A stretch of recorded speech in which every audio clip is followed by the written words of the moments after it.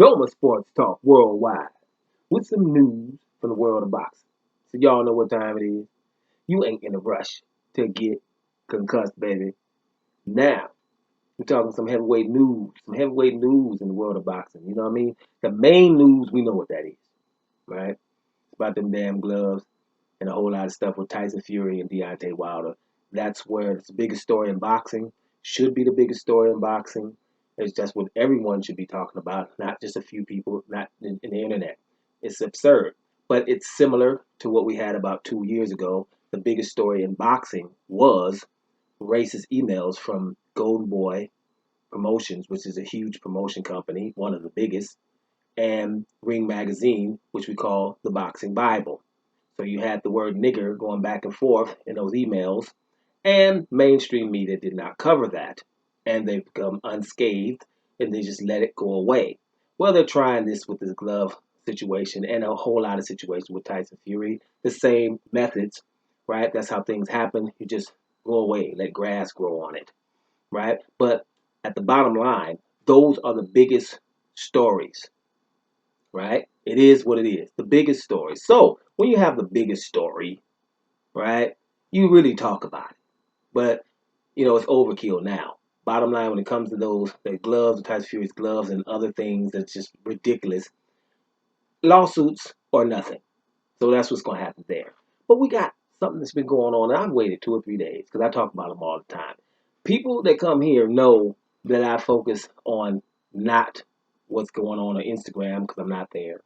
Well, what is the other one? Snapchat, chat, Twitter, all that. Tweeting to me is the really silly thing, but okay. But I lived in a time when it wasn't there.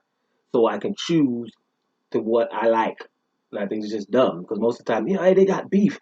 They're tweeting at each other. No, beef means I'm calling you. You know what I'm saying? I'm calling you and then, hey, what's up, brother? We're going to meet and handle this or we're going to squash it on the telephone. A tweet is for somebody else to read. You know what I mean? So that's for me. I'm sorry. Man, I'm just way too old and grumpy for that. But I understand that's what's happening. So handle your business. But so I'm oblivious to that. You understand? So that's why my news is about who I think it should be about. And it ain't about what somebody said on Instagram and DM them and whatever that is. So bottom line is you will hear about people like Deontay Wilder, Demetrius Andrade, a lot. Julius Ndungo, definitely Guillermo Rigondeaux, definitely Louis the Real King Kong Ortiz, and a guy like this, Michael Hunter. Right? Ain't nobody gonna talk about Michael Hunter. But bottom line is 2 or 3 days ago, Michael Hunter split from Matchroom, and that's over there in England with your boy Eddie Hearn and them. He had split from them. Now, normally when you get a split, it's bad news and you take a side, whose side you on. Not really, because both of these people make sense. Even Eddie Hearn, he's just like, listen, we can't get him the fights that he deserves. And that's bottom line.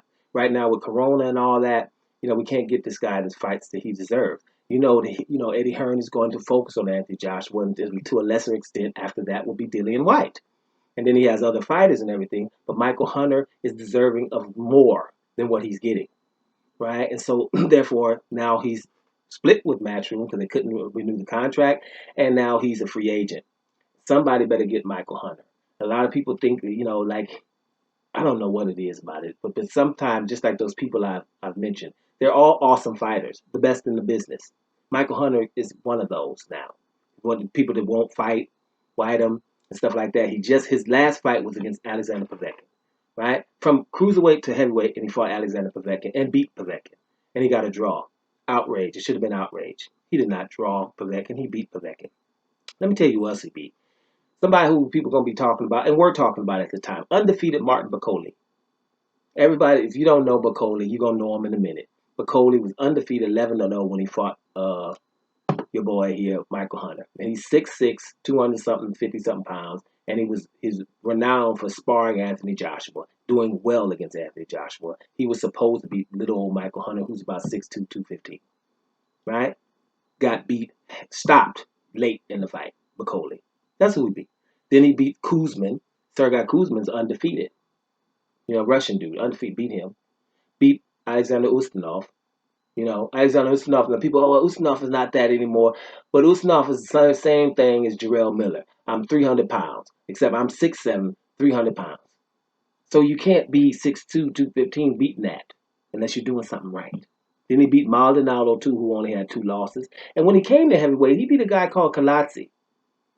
And everybody's not beating Kalazzi. And those 2 losses that Kalazzi had, let me tell you, people ain't beating Kalazzi, and it's going, close fights. A good heavyweight, very good heavyweight. He's beat all those guys coming from cruiserweight. His only loss really was to boxing royalty in cruiserweight, and that is Alexander Usyk. You don't get no more royal than that in boxing. Michael Hunter is somebody that pick up, but who cares who? If it's PBC, if it's top rank, whoever, somebody just get him fights. He's supposed to have a win over Alexander Povetkin. They should have made the people who judge that fight go into a justification booth and have to justify what did you just score. He almost had Povetkin down early in the fight.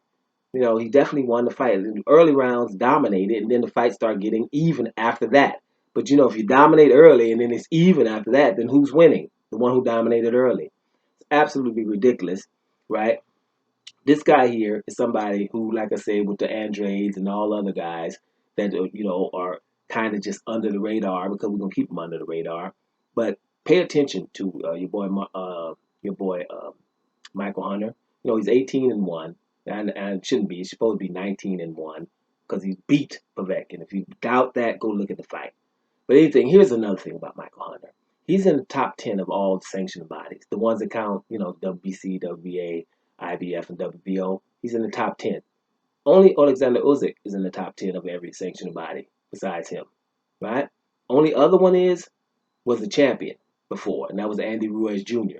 He is too. Andy Ruiz Jr. is in the top 10 of everyone, but you beat Anthony Joshua, and you ain't gonna go from number 1 or 2 all the way down out of it. So he's in there.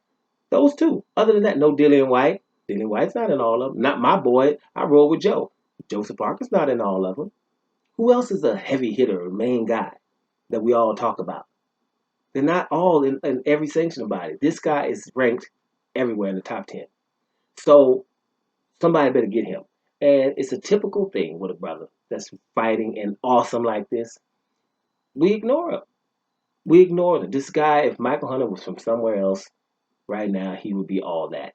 Matchroom had to scoop him up.